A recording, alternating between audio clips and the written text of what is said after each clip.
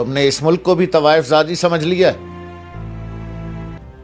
तुम इतने आशिक़े हिंदुस्तान के तुमने अपने इलाके का जहां तुमने घर बनाया है, मीलों पे फैला हुआ महल, उसका नाम भी तुमने हिंदुस्तान के इलाके पे रखा है। जाती उमरा, तुम्हें शर्म नहीं आती? और ये मेरी बात नोट कर लीजिए आप, जिसने इस मुल्क के खिलाफ मुंह खोला वो जिंदा नहीं बचा, और जिसने इस मुल्क को जक पहुंचाई वो ऐसी भयानक मौत मारा गया। वो शेख मुजीबुर रहमान हो, इंदिरा गांधी हो, या इस मुल्क का एक साबका वजीर आजम हो। तो ऐ साबका वजीर आजम साहब, जो आप नहीं कह रहे और जो कहना चाह रहे हैं, 3 दफा आप वजीर आजम रहें, तो मेरी ये पेशन गोई भी सुन लीजिए। आप जिंदा इस मुल्क में वापस नहीं आ सकते। आप इस मुल्क में आएंगे लेकिन ताबूत में आएंगे, उससे पहले आप इस मुल्क में नहीं आ सकते। और मेरी कोई हैसियत नहीं है, लेकिन मैं हुकूमत पाकिस्तान से गुजारिश ज़रूर करूँगा कि जब आपका ताबूत आए तो उसे पाकिस्तानी जाती उमरा नहीं, असल हिंदुस्तानी जाती उमरा भेजा जाए।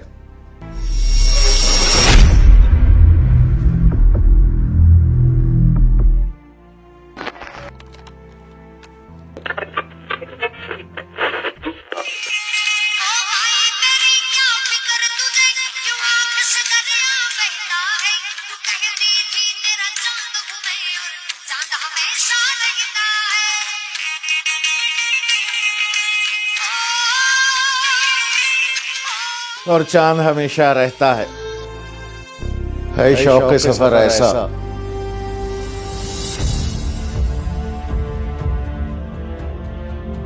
एक उम्र हुई हमने,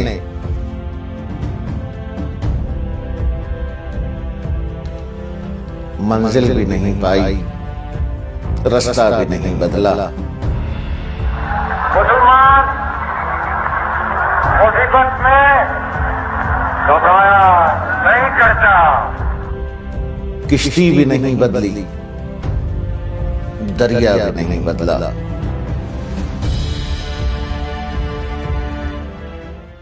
ये अभी जो हमने गाना सुना है, ये मिल्ली नगमा कहिए, इंसान की रूह में खौलते हुए पारे की तरह दौड़ता है।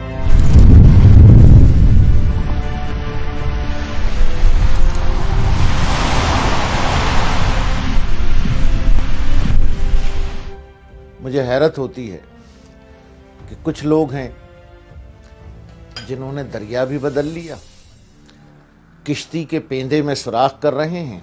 कि क्या आप सब लोग ये जानते हो कि काजी फाइज ईसा को किसने निकालने की साजिश की और क्यों की?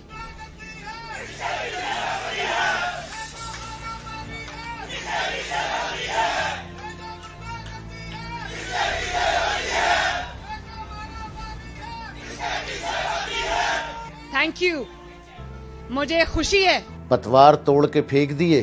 कमर जावेद बाजवा साहब, आपने हमारी अच्छी भली चलती हुकूमत को रुखसत करवाया। मांझी है अनजान, बहुत बेपरखी पतवारें हैं। खुद किसी और मुल्क जा बैठे, औलाद कहीं और है, कारोबार कहीं और है, पैसा कहीं और है, और मुल्क को, अवाम को कहते हैं कि हम खादिमे वतन हैं। झूठ बोलते हो तुम, झूठे हो तुम, झूठ कहते हो तुम। तुम्हें हया नहीं आती, तुम्हें शर्म नहीं आती। पूरा खानदान बाहर हुक्मरानी करने के लिए इस मुल्क में आते हो, झूठ बोलते हो। नवाज शरीफ के तीनों बच्चे मुख्तलिफ कंपनीज के मालिक और ट्रांजैक्शन का इख्तियार रखते थे। 1993 में Maryam Safdar British Virgin island में नेल्सन एंटरप्राइजेज लिमिटेड और नेस्को लिमिटेड की मालिक थीं। हुसैन और मरियम ने जून 2007 में अपनी कंपनीज के लिए डच बैंक से $1 करोड़ 38 लाख का कर्ज हासिल किया और इसके लिए मुश्तरका तौर पर एक दस्तावेज पर दस्तखत किए। Hasan Nawaz Hang On property holdings limited के डायरेक्टर थे, जिसने अगस्त 2007 में लाइबेरिया की firm Cascon holdings establishment limited को $1 करोड़ 12 लाख में हासिल किया। शरीफ के साहबजादे हसन नवाज बरतानिया में मजीद 5 कंपनियों के मालिक निकले हैं। फ्लैगशिप डेवलपमेंट्स लिमिटेड 27 दिसंबर 2016 को मंसूख कर दी गई। Flagship development limited Stanhope house London के पते पर रजिस्टर्ड थी। हसन नवाज की मलकियत 5 कंपनियां एवन फील्ड हाउस के पते पर रजिस्टर है। हिंदुस्तान के सदर ज्ञानी जैल सिंह की गवाही है, उनका अपना रिकॉर्डेड वीडियो है जिसमें वो ये बता रहे हैं कि तुम्हारा सगा दादा दुल्ला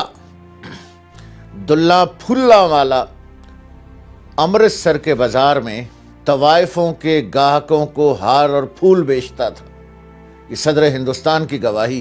तो तुम अपने दादा के उन्हीं हार और फूल की कमाई से पले बड़े हो। तुम्हारी रग रग में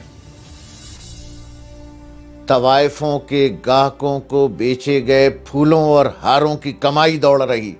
तुमने इस मुल्क को भी तवाइफजादी समझ लिया, यहां भी हार और फूल बेचना चाहते हो अपने दादा की तरह।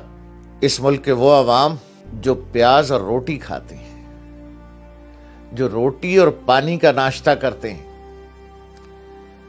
तुम्हें मालूम नहीं है कि प्याज और रोटी, पानी और नान और हैदरी खाना, नान जमी,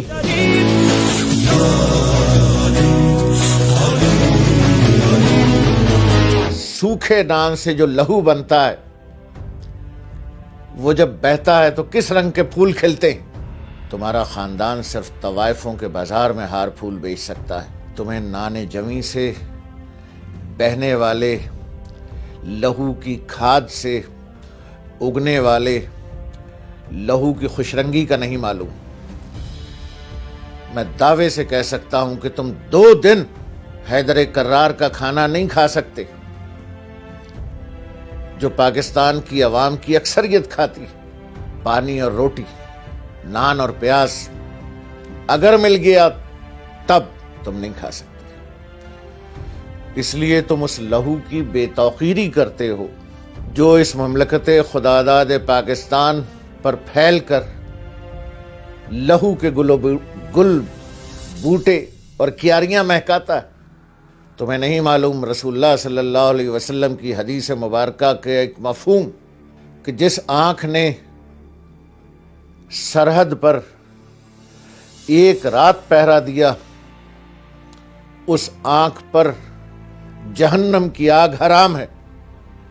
तुम्हारा बयानिया उस आंख के खिलाफ है जो इस मुल्क की सरहदों की मुहाफिज है, वरना आज तक हिंदुस्तान हमें हड़प कर चुका होता। मेरे मुंह में खाक पाकिस्तान का वजूद ना होता। तुम्हारा बयानिया उस फौज के खिलाफ जो इस मुल्क की बका की जामिन है अल्लाह के बाद।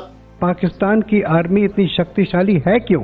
जी, क्या बड़ी बात है पाकिस्तान आर्मी में कितनी शक्तिशाली है वो? आज कितना मार रहे हैं यार पाकिस्तान लोग हमारी एयरफोर्स को यार, कोई बचाने नहीं आया यार। पाकिस्तान की आर्मी को किस तरह रेन किया जाए जिस तरह आप कह रहे हैं, जी, ये मेरे ख्याल से आसान काम नहीं है, बहुत कठिन काम है। क्या तुम ये चाहते हो कि नऊज़ बिल्लाह ये पाकिस्तान हिंदुस्तान से जा मिले?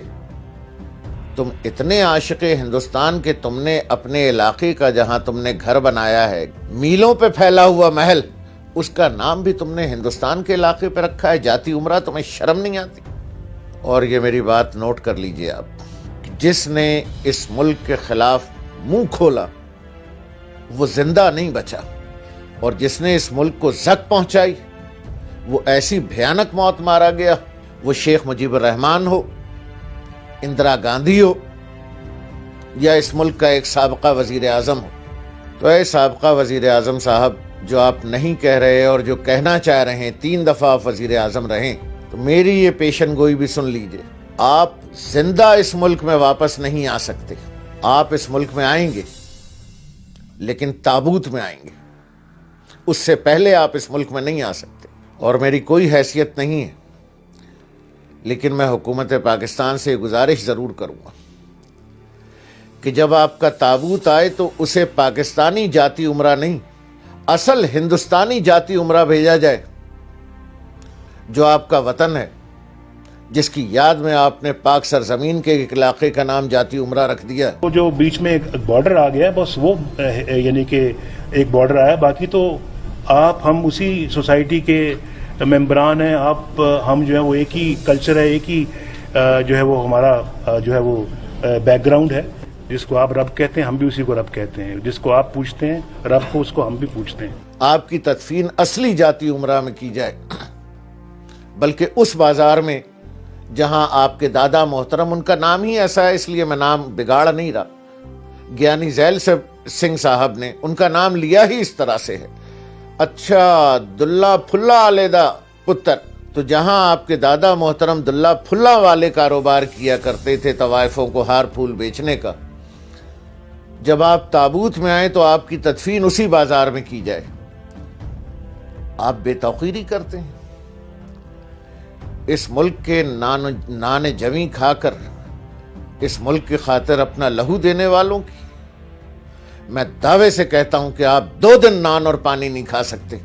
कारगिल का वो मिस एडवेंचर करके मेरी पीठ पर छुरा घोंपा गया। और जिस तरह बरतानिया में उसूल है कि मौजूदा मलका बरतानिया हो या उनके नवासे हों, सबको फौज में 2 साल लाजमी नौकरी करनी पड़ती। वियतनाम में मौजूदा मलका बरतानिया को फौजी गाड़ियां चलानी पड़ती हैं और मैकेनिक का काम सीखना पड़ता है। पहले अपने दोनों साहिबजादगान को जो लंदन की हवा में पले हैं,